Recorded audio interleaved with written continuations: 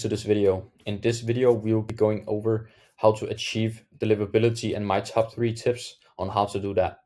And as you might have noticed, I just want to put myself down here in the corner so I don't fill out any of the text. But with Outlook and Google having restrictions, it is harder to land in the primary inbox. And that's why we need a good cold email infrastructure. And that is to land in the primary inbox of our prospects. And we need to have a few things in place to land in primary inbox.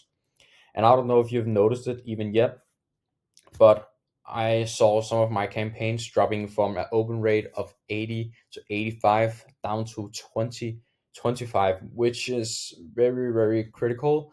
And I wasn't even aware of what was going on until I found out that Google and Outlook is trying to really restrict cold emails, and their algorithm gets pretty much better every day. So we need to be smart about what we're doing and utilize a lot of stuff that will keep our emails in the primary inbox. So the things that we need to have in place to land in primary inbox is, first of all, build the Harvard targeted lead list.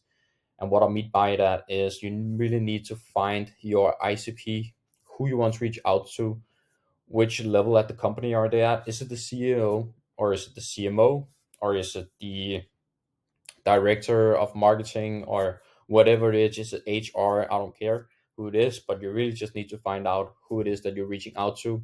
That depends on what service you're in and what kind of industry slash needs that you're reaching out to. So you really need to find out who you need to reach out to, what their pain point is, and how your offer can help them with their pain points. And that's really, really crucial, so you don't send out emails to masses that don't even need your service or know what you're talking about, and they will probably just mark you as spam, which will hurt your domains and hurt your deliverability down the line. So you really want to not do that. And then you need to validate your lead list, including catch all emails, which is risky emails. And what I like to do now is I double verify my email list. So first of all, I will put the lead list into maybe million verifier and then beyond verifier, or vice versa. It really just depends on what I like to do that day. But after that, I will scrape all risky emails, and then I will put that into a tool called Scrubby. And then I will validate all the risky emails to make sure that I get the best possible list. And then I probably get 20 to 30% more emails that I can send to than just leaving out the risky emails. So that is a tip for you if you don't utilize Million Verifier, Rian Verifier, or Scrubby at the moment. And I noticed some of my clients didn't email validate their emails, so they had like a bounce rate of 20%. So that wasn't really good, and we needed to buy some new domains. But yeah, after that, then we want to go into the email body, and we wanted to avoid spammy words and too many links and images. So first of all, please keep every links, images, phone numbers, anything like that, keep it out of the way of the first email. You don't want to do that. You simply just want to send out plain text. And of course, now you need to be sure that you have a text in the bottom that says if the prospects don't want to receive those emails anymore, they can be taken off the list. So just an opt-out sequence. I do that just very, very small down in the last of my email to make sure that they have the possibility to opt out, because I've seen some prospects, they're pretty, yeah, they don't like that. So they're just getting back to where is there another opt-out sequence and how can I get out of that email and all that stuff. So I just wanted to make sure that they know how to do it. So that's just a quick tip for you, because we don't want any unsubscribing links in the email. And then avoid spammy words. And you might be thinking, how do I know if I put in any spam words in my emails? I use a tool called Meteor, something like that. It's basically just search on spam checker at Google, and you will find it. I can also link it in the description of this video. I'm sorry for not pronouncing the website correct, which is my bad. But yeah, I use that. You plug in your whole copy, including spin tags, including the text that I just mentioned for the opt-out sequence of the prospect. You put that in, then you get a score. So you will get great, poor, how many words do you have, and then they will mark all your words which is spammy. It could be shady words, it could be something like that. I've noticed that if you put in percentages in the symbol in your emails, that's also a word that they see as spam.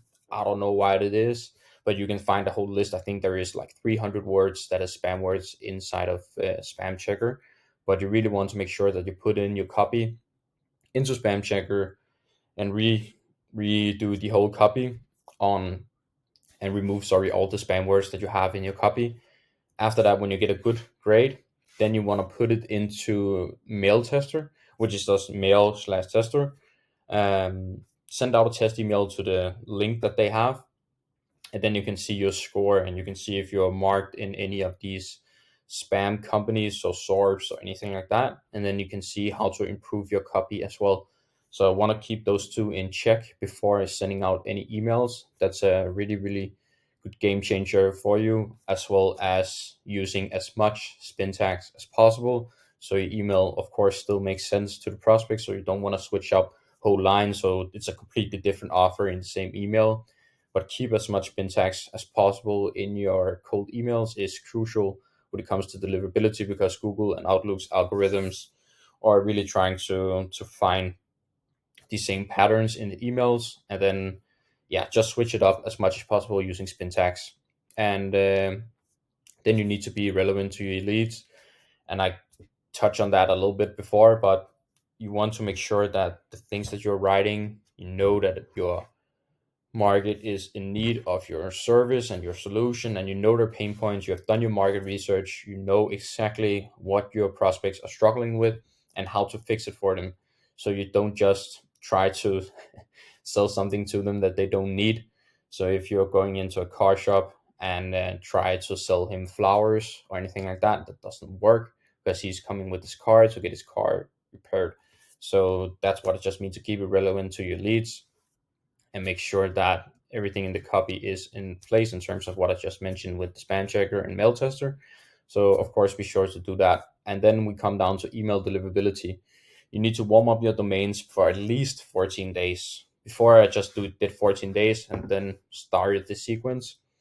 But now I just like to wait a little bit longer just to make sure, and then I like to play around with the warm-up emails that is being sent out. So I might just go really low one day and then a bit higher. So change it up every 2 days or so, just in the warm-up period, to make sure that we're doing everything we can to achieve the best possible results with the deliverability.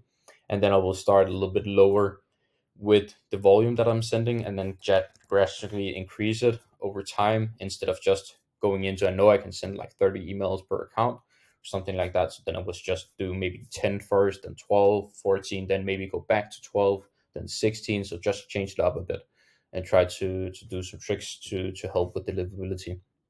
And then, of course, you need to configure your DKIM, SPF, MX, and DMARC. If you don't have those records in place and you're custom tracking domain, then you're missing out. Then you will definitely be marked in spam companies, and you will not end up in the primary inbox. So that's one key thing to be aware of when it comes to deliverability. And then I found out I will use Meldoso now. It is not Gmail or Outlook, as you might know, but they just do all the three things that I just mentioned in terms of deliverability. So they warm up your domains and they configure DKIM, SPF, MX, and DMARC, so you don't have to do that yourself. And that means that you can focus on building your harbor target lead list, and you can focus on writing relevant emails to them in plain, simple text. So you still want to avoid sending videos, pictures, phone numbers in your emails. And even if you use spin tags, let's say in your signature, when you're doing spin tags in your signature, when you're sending out your phone number, the algorithm would hit up on your phone number and see, okay, even though it says CEO of CasmaSolution or founder of CasmaSolution, or put in my address or Denmark or anything like that, still will be the same phone number even though I use spin tags. So you want to keep that out of the signature. If you use signature, then keep it out. Just leave out your phone number. It doesn't make sense to have it in. So please leave it out for your own sake. But I highly recommend that you use Meldoso. It's so easy to set up. You don't need to hire VA to do all the backend stuff. They do that, and it's just a really good provider. Of course, you need to make sure that you have everything in place above that I just mentioned, as you do with Google and Outlook. But I've just seen the best results with deliverability using Meldoso. And if you don't achieve a 50% open rate and above, then you really just need to reach out to them, and they can help you with your deliverability and see if you have any sort of stuff that you're doing wrong. They can help you with that. You don't see that in Gmail or Outlook. At least I've not seen so good results with the support that they have. Tried to reach out a couple of times, but didn't get any responses. So yeah, I just switched over to using Meldoso.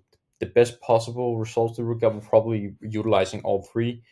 So maybe have some accounts for Meldoso, have something for Outlook, and have something for Gmail. But yeah, for me, I just like to keep it in one place. Use Meldoso for everything. Um, yeah, so that's basically some tips for you on how to get better deliverability on your emails. I hope you're not struggling too much with it, and I hope you have happy clients. And I would like to know in the comments if you still will use Gmail or Outlook for cold emails in 2024, because I am really debating with myself if I wanted to keep utilizing Gmail and Outlook for my emails, because I really have seen great results with Maildozo, and I know somebody have used Mailforge as well and have great results with that. But I just seen that Maildozo is just really great. Takes them maximum of 48 hours to send your email accounts to you, and just a CSV that you plug into either Smartly or instantly, and then you're good to go. Then you just need to configure the warm up, how many volume that you will do, as you of course have to do that as well with Gmail and Outlook, as you already know. But yeah, let me know in the comments if you will use Gmail or Outlook. I hope you found this video valuable. If you have any questions, please let me know in the comments. And of course, make sure to subscribe and like. And if you have anything, follow me on socials and keep in touch there. And see you in the next one. Bye.